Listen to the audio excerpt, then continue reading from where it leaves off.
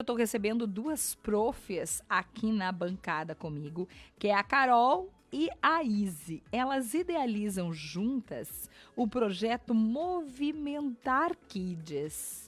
E eu chamava a atenção da nossa audiência na abertura do Papos, dizendo que não adianta nós, adultos, mamãe, papai, os avós, ficarmos descontentes e reclamando entre os pares de que as crianças e os adolescentes estão muito expostos, por exemplo, à tecnologia, às telas, se nós não tivermos esse start de fazer a mudança. E por isso nós nos apaixonamos pelo Movimentar Kids e convidamos a Carol e a Izzy para contar um pouquinho mais para a gente. Gurias, bom dia, prazer tê-las conosco. Bom dia Aline, bom dia a todos que estão nos ouvindo. É uma imensa alegria, uma satisfação enorme poder trazer um pouco da nossa proposta. E eu sempre digo, né, a nossa paixão desde a nossa formação sempre foi pela primeira infância. Porque eu acredito muito e sempre enfatizo. Os pés, né, que pisam lá no inicinho, onde a gente pisa no chão, as habilidades que a gente constrói lá, a gente leva para o resto da vida. Então, se a gente pensa numa vida saudável, a gente precisa pensar já lá desde o começo, desde a mais tenra idade já, promovendo propostas, né, com embasamento, com a integridade, com a socialização, e é justamente isso que a gente se propõe. Então, é um projeto lindo que está surgindo, que a gente está em parceria. Vou chamar a Carol, então, para esse bate-papo. Bom dia! Bom dia, sou a Carol, então, parceira da Izzy. A gente está aqui muito feliz do convite, né? A gente está bem feliz. E pensando nessas mudanças de hábito mesmo, pensando no dia a dia das nossas crianças que passam, às vezes, 12 horas numa escola, né? É interessante, sim, que a gente possa promover um brincar dirigido, um brincar pensado, onde elas possam interagir umas com as outras de uma forma prazerosa, né? Mulheres, vocês, contem um pouquinho mais de vocês pra gente se conectar. Vocês são profs. Somos. Educadoras física, é assim que fala? Conta pra Isso. gente, apresentem-se, por gentileza. Então, eu sou a Izzy, eu tenho formação em Pedagogia e Educação Física e licenciatura. Nos conhecemos na faculdade e desde lá já estávamos pensando em trabalharmos juntas nessa proposta, realmente pensando na psicomotricidade, que ela vem muito contribuir à questão não somente motora, mas sim o trabalho integral. O estímulo à cognição, ao trabalho das emoções, junto com a questão corporal. Então, a gente tem a questão da psicomotricidade relacional, onde a gente trabalha em grupos, a questão das emoções, né, da autorregulação, do trabalho em grupo, da empatia e aquelas habilidades principais de relações interpessoais, mas dentro de uma questão psicomotora mesmo. Eu vou te perguntar, essa psicomotricidade, o psicomotor, que tanto aparece em alguns momentos, né, quando a gente está buscando referência, para a nossa audiência que é leiga no assunto, do que a gente está falando?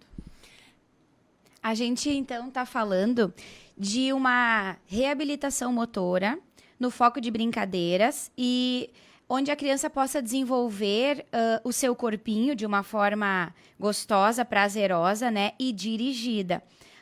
Muitas vezes a gente nota que a criança não está trabalhando de acordo com as demais. Como eu sou professora de educação física em escola, no Sinodal de Conventos, quando a gente está num grande grupo, a gente percebe aquela criança ali, ela está demonstrando alguma coisa um pouquinho diferente. Então, como a visão de um professor, ela deve ser individualizada, né? Ela deve ser voltada para cada uma daquelas crianças que estão ali. A psicomotricidade, ela vem auxiliar o professor de sala e a criança a desenvolver, então, ou preencher algumas lacunas que a gente está percebendo que seja necessário. O correr, o brincar, o rolar, a escrita. Então, a psicomotricidade, ela vem exatamente, a Izzy comentou da relacional, né? Então, a gente tem também a funcional, onde a gente reorganiza esses movimentos de escrita também, pegar o lápis, recorte, colagem, organização espacial, principalmente no seu caderno. A gente nota cada vez mais as crianças assim um pouco desatentas, né? crianças que estão com falta de limites de espaço, de tempo, né? Isso tudo tem que ser trabalhado.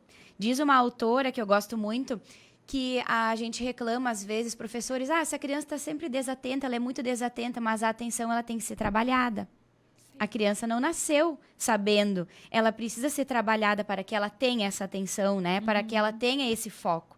Então, a nossa psicomotricidade relacional e funcional, ela vem trazer esses benefícios, né? Como a Izzy comentou, sociais, funcionais dentro da escola, para a família também, e organizacional da criança. E resumindo, então, quando a gente pensa e fala em psicomotricidade, a gente tem sempre a questão de 3 pilares. É o corpo, a mente e as emoções, e essas relações que estabelecem em si, formando a integralidade, então, do desenvolvimento e dos seres. E a nossa proposta, ela vem realmente agregar, ou seja, as nossas crianças, a gente terá um atendimento específico, né? Conforme a necessidade da criança, conforme o que a família nos traz, porque a gente faz uma anamnese no começo com a família, e a gente também se propõe a trabalhar em conjunto com a escola onde a criança frequenta. Ou seja, os professores, de alguma maneira, podem nos passar as dificuldades que eles percebem em sala de aula, e a gente vai estar estimulando de uma forma sempre muito lúdica.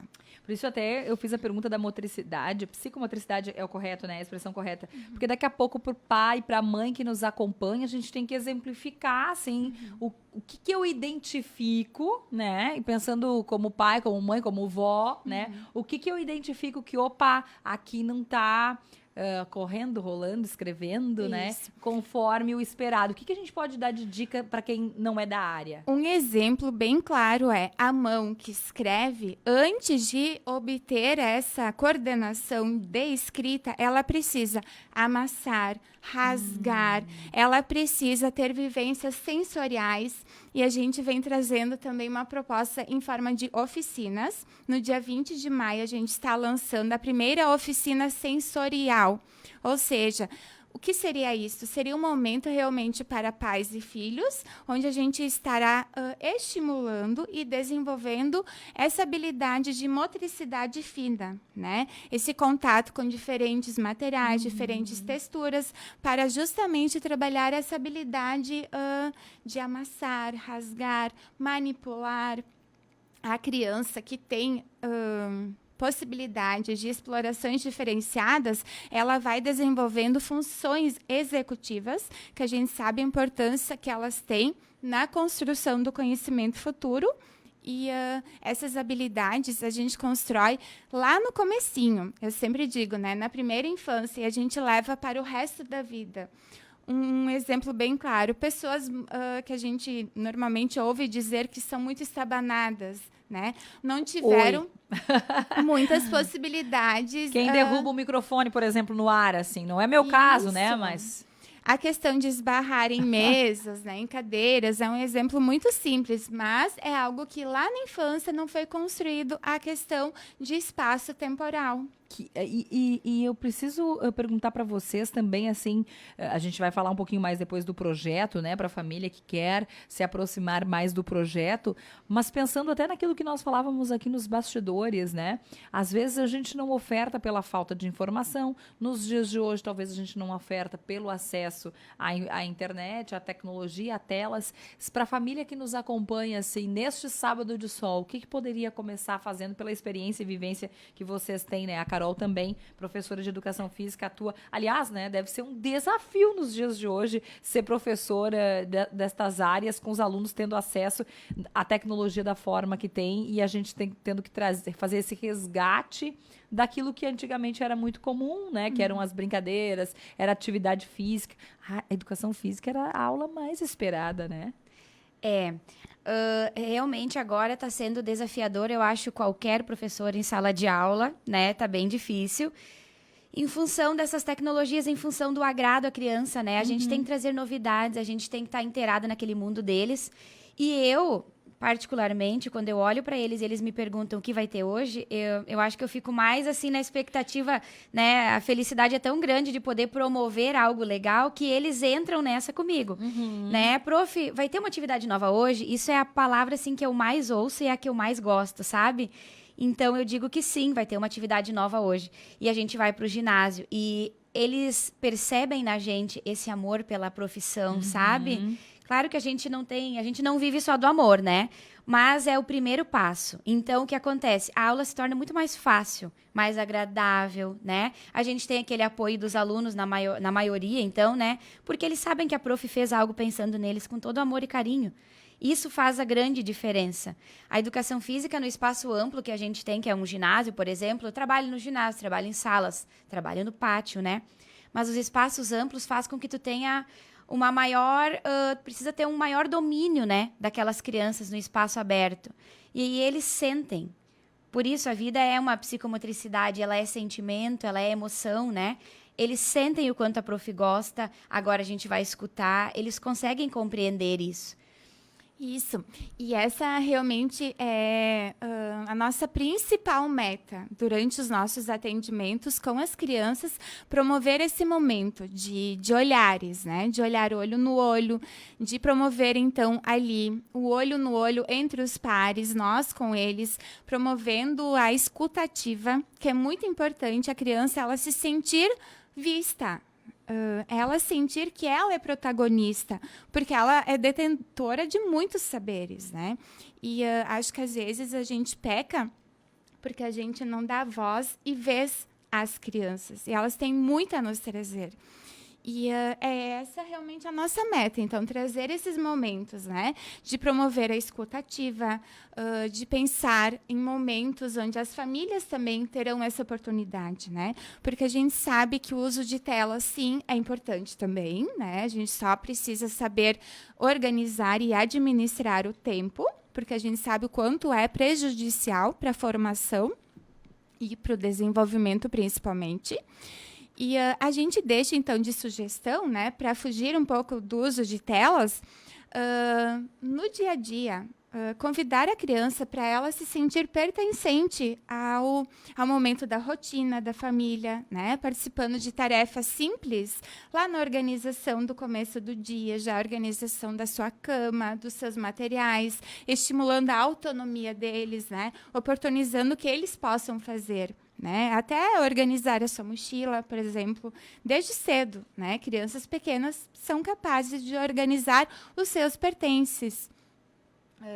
Em passeios com a família de carro, né? Evitem entregar um celular, uma tela. Comentem, peçam, né? Façam perguntas simples sobre o que observam, o que vem pelo caminho. É um exemplo muito prático de estimular aquela conexão e de já fazer também o olhar ter uma conduta diferenciada, né? Observar o ambiente. E não é assim a quantidade de tempo, né? É a qualidade do tempo. É a qualidade do tempo que a gente dispõe para o nosso filho, né? De brincar na pracinha, de dar uma volta de bicicleta, de uma simples volta na quadra de casa para ver. A gente enxerga ela de carro de uma forma. Agora, quando tu tá a pé caminhando com a criança, né? Tu tá observando outras coisas. E essa parte motora entra em questão. Fazer a volta na quadra. Hoje a gente vai dar uma volta um pouquinho maior. E a criança já tá fazendo uma atividade física, já tá, né? Tá caminhando, tá junto com seu pai e sua mãe. A conversa e esse contato, sabe? Esse tempo legal. Então, não é a quantidade, é a qualidade do tempo que a gente dispõe, né? Sabe que uma coisa que aparece muito aqui, vai aparecer agora no mês de maio, então, com muita intensidade, porque daí a gente faz vários eventos, conversas com muitas mães, com muitas famílias, que é a culpa que se tem por não ter tanto tempo disponível. Mas aí a Carol faz uma fala que nos traz até um conforto, né, enquanto mães. não é a quantidade do tempo, mas é a qualidade, né? É a forma que eu vou administrar esse tempo.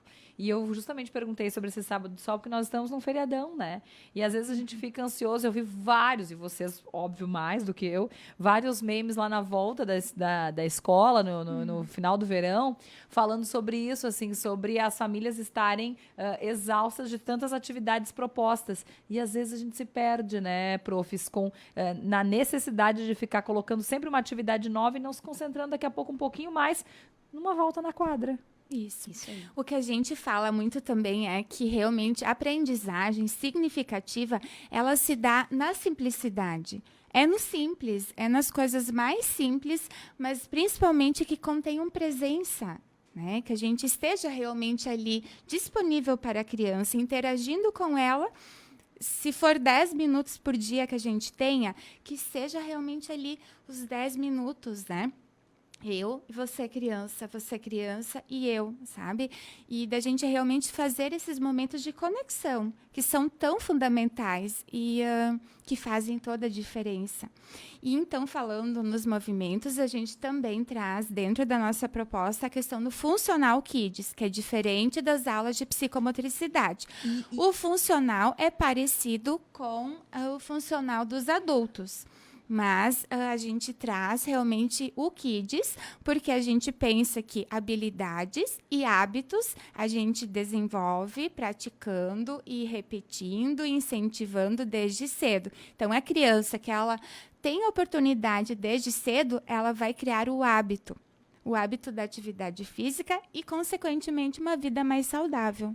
Hoje a doutora Débora Bulce de Vasconcelos falou no Saúde da Mulher justamente sobre isso, sobre a necessidade da atividade física se tornar um hábito gostoso na nossa vida, porque a ciência não para de nos dizer, né, da importância da atividade física. E essa seria a minha pergunta. Uma criança que a gente coloca em movimento, né? Antes de falar um pouquinho mais do funcional, que eu achei maravilhoso, Funcional Kids. Uma criança que a gente coloca em movimento, né? Que nós proporcionamos isso. A chance dela ser um adulto que gosta desse movimento é realmente real essa possibilidade? Sim, é o hábito, né? É mudança de hábito. É a gente começar a compreender que tudo começa pelo corpo, né? A alimentação, então, também tem a ver com o nosso corpo, a força, a qualidade de vida, a resistência, a baixa imunidade, né? Também tem a ver com exercícios físicos, é importante, importantíssimo. E olha que máximo, o pai vai para academia e o filho vai também. Que atividade você vai fazer lá? Ah, vou fazer uma atividade de psicomotricidade. Ou eu vou fazer uma atividade de Funcional Kids. Meu pai vai para academia, eu também vou. Sabe? Ele vai criar esse hábito futuro. Vai ser natural daí, né? Não vai ser uma dor ir para academia. E dentro da nossa proposta, a gente tem uma parceria, então, com a Academia Profile de Estrela, que todas as quartas-feiras, das 7h15 às 8h da noite, a gente tem, então, momentos de Funcional Kids, um momento onde as mamães podem estar praticando musculação na academia, enquanto seus filhos estão conosco praticando atividade física também.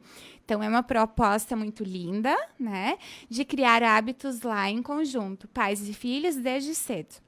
E, gente, conta um pouquinho como é que é esse Funcional Kids, porque o funcional adulto é aquele circuito, vai fazendo atividade, é de forma coletiva, e o Kids? O Kids também, a gente faz vários circuitos, né? Com força, com habilidades, com equilíbrio, lateralidade, porque essa lateralidade, ela vai automaticamente chegar lá na sala de aula, né? A criança que tem lateralidade, a gente sabe que a lateralidade, ela traz lá benefícios para a escrita depois. Então, isso é cientificamente comprovado. A atividade de funcional, a gente faz esses vários exercícios e também a gente promove um espacinho para que a criança crie. Opa! Essa está sendo uma parte muito legal, porque eles estão compreendendo, então eles estão internalizando que a gente está ajudando e auxiliando. A gente não está ensinando, a gente está auxiliando, né? A gente faz atividades, demonstra algumas atividades e depois a gente fala para eles, agora vocês criam algo. E a gente faz junto. A prof está em contato, sabe? A gente está em contato fazendo atividade junto com eles. Eles criam uma atividade em que os outros coleguinhas que estão no movimento, estão fazendo funcional, realizem o que eles criaram. Então, aí já está entrando uma criatividade grande, né? Negociação Isso, também, e o que né? a gente está trabalhando com essa atividade que você criou? Então, eles também, entra essa parte toda de ser o protagonista da sua aula. Ela não é uma aula voltada, assim, a realizar o que o professor está pedindo exatamente. replicar, Eles né? também têm o momento deles. E isso aí, para se tornar algo legal. E cada aula que passa, eles já trazem possibilidades novas. Como a gente tem agora menos alunos, as nossas filhas elas estão, assim, ó, aproveitando ao máximo e a gente olha para elas, às vezes a gente se para olhando, que lindo, sabe? Elas estão trazendo atividades e proporcionando falas para as demais crianças, auxiliando nesse desenvolvimento. É muito bonito de ver. E qual é a idade que dá para participar do funcional, por exemplo? De 4 a 12 anos. Com 4 aninhos já consegue participar. Já consegue. Gente, é que a gente às vezes acha que a criança não vai ser capaz, né? Mas eles são, e a nossa proposta, ela é lúdica, né? Então, dentro dos atendimentos em grupo, a gente observa cada um dentro das suas individualidades, ou seja, a nossa proposta, ela sempre vai estar contemplando tanto os de 4 anos, quanto os de 11, de 12. Então, numa mesma aula, a gente propõe situações diversificadas. Até porque o nosso atendimento é em conjunto, né? Atuamos em dupla, justamente para poder auxiliar e orientar melhor cada criança que conosco está. Então pode, numa mesma turma, ter uma criança de 4 e uma de 12, não tem problema. Não, e é tão legal, tenho que ressaltar que os pequenos aprendem com os maiores e os maiores com os pequenos. Porque quando chega a hora deles promoverem a tarefa, os maiores promovem uma tarefa, já pensando naquele menor que também está ali junto. É bem interessante. Quase cuidado, né? A gente, em todos os momentos, a gente trabalha com 3 pilares, que são, na verdade, essenciais para toda a vida. Ou seja, o cuidar de si. Quantos adultos a gente vê que não sabem cuidar de si, né? Que a gente vive no automático e a gente acaba não repensando nossas ações. Esse cuidado, esse autocuidado. Então, o cuidar de si, cuidar do outro e cuidar do ambiente. É algo que a gente enfatiza em todos os nossos encontros. E as crianças já vão trazendo o que quer dizer cuidar de si, o que quer dizer cuidar do outro. O que quer dizer cuidar do ambiente. Então, eu acredito muito na educação física, porque a educação física não é somente esportes, né? A educação física ela pode contribuir demais, porque tudo passa pelo corpo. Tudo passa por essas habilidades que a gente desenvolve e por esse amor que a gente tem realmente que diferencia a nossa proposta. E a gente vem trazendo também mais uma parceria que é com a empresa Protagonize, que ela trabalha, então, com formações e encontros, e juntamente com ela, então, a gente estará pensando em muitos momentos de interação e socialização entre famílias e seus filhos, né? Porque a gente sabe que a gente tem uma cidade que está muito, né, rica em ambientes para poder explorar, mas, ao mesmo tempo, a exploração ela não pode ser livre, né? Senão a criança ela vai lá, só vai brincar, não vai, né, realmente estar construindo habilidades. Porque o nosso olhar ele é diferenciado. É, sim, um brincar, mas é um brincar conduzido que permite a interação e a construção de habilidades. Então, é nessa ideia que a gente tem lindas propostas que estão surgindo, que vão surgir ainda, né, durante o ano, nos próximos anos. E é o que a gente precisa, né, de momentos pensados, refletidos, com base em muitos estudos, mas que realmente oportunizem essas vivências significativas, né, e conduzidas. Quando a gente fala de conduzida, a gente está falando, por exemplo, de um parque, né? E a nossa cidade aqui é servida de espaços incríveis, né? Lindos. Não é só levar a criança ao parque, ficar distante e deixar ela brincar. É por aí, né? Isso. Pensando na mãe, na avó, no pai que está nos ouvindo agora. Isso, sim. Um exemplo claro, né? A criança subiu na escadinha do trepa-trepa ou do escorrega, por exemplo, né? Aham. E, de repente, ela parou no meio do caminho, não sabe mais se ela vai ou se ela volta. Ela precisa daquele auxílio, ela não construiu isso ainda. Então, ela vai construir. Muitas vezes, até, ela tem um pouquinho de receio quando chega no topo do escorrega. E agora? Eu vou ou eu não vou? A mãozinha do pai, a mãozinha da mãe, ela é importante naquele momento para dar aquela segurança para a criança descer do escorrega. Ou mesmo, a gente percebe muitas famílias que não permitem essa exploração da criança. Ou seja, estão lá impedindo que a criança faça sozinha. A gente precisa estar junto, né, oferecendo a ajuda, mas permitindo que a criança crie, que a criança explore aquele brinquedo. O simples olhar do pai e da mãe, sentados tomando seu chimarrão e olhando o filho brincar, fazendo um sinal de positivo, já quer dizer que o pai e a mãe estão observando, né? A criança dá uma olhadinha, posso mais um pouquinho? E o pai e a mãe fazem um sinal de positivo, sim, ela pode mais um pouquinho. E ela vai se desafiando aos poucos, né? Pra gente, pai e mãe, a gente fica com um friozinho na barriga. Mas é super importante deixar com que eles vão. Deixar com que eles sintam até onde eles conseguem, né? Olha só, essa talvez seja a grande reflexão que a gente vai fazer nesse sábado, enquanto pai, mãe, vó, todo mundo, né? Porque às vezes a gente faz isso, né? Deixa a criança sozinha e não fica ali nesse olhar atento, né? Ou a criança fica chateada porque tem que negociar que tem outro no brinquedo, né? E como fazer essa negociação, né? Com o outro, né? Com a criança que está ali. Gurias, profs que estão aqui conosco, fazendo grandes revelações, hein? Quem sabe a gente não teve toda essa atenção para a atividade, para o movimento quando criança, por isso estamos derrubando os microfones no ar. E outras coisas, né? E eu brinco muito aqui sobre fazer a atividade física, o quão é difícil para alguns adultos. Relato, inclusive, a minha experiência, que é quase é quase assim uma tortura tentar achar atividade que seja prazerosa, enfim, na vida adulta. E eu vou me identificando com tantas pessoas, daqui a pouco a gente tem que fazer um movimento para que as nossas crianças, então, não passem por isso. Para o ouvinte que nos acompanhou agora, quer mais informações sobre o projeto, quer falar com vocês, faz como? Pode acompanhar a gente na página do Instagram, Movimentar Kids. Eu já estou seguindo lá.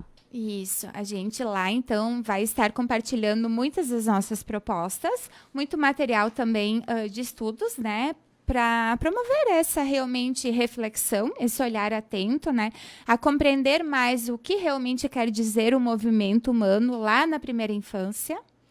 E também estamos pensando num projeto agora, numa oficina para bebês, de estimulação precoce. Isso é super importante. Acredito que antes a Izzy até comentou a formação dela, eu nem falei a minha, né? Nós emendamos um assunto Isso, tá tão gostoso, mas o meu nome é Caroline e eu sou formada em Educação Física, licenciatura como a Izzy, nos formamos juntas. Foram colegas? Sim, e sou psicomotricista, trabalho então há uns bons anos já nessa fase da primeira infância como a Izzy, e a gente também quer promover um olhar atento a esses bebês, né? Bem menos de 4. Sim, bebês de 4 meses a 1 ano. Será que o meu bebê está na faixa etária correta e realizando o que ele deveria realizar? Olha só. Isso. Então, a gente está agora planejando nossa próxima oficina. Que é essa do dia 20? Que será... Não. Essa é sensorial, né? É sensorial. Isso, que vai ser agora em maio. Essa oficina para bebês, a gente vai daqui a pouquinho começar a divulgar ela. Que vai ser, então, para mães e bebês, para que venha fazer uma atividade pensando nesse desenvolvimento motor precoce, né? Será que o meu bebê tá rolando? Ele tá levantando mesmo? Ele tá sentando? Nossa, Qual é a gurias. dificuldade? Como eu posso estimular o meu bebê a caminhar?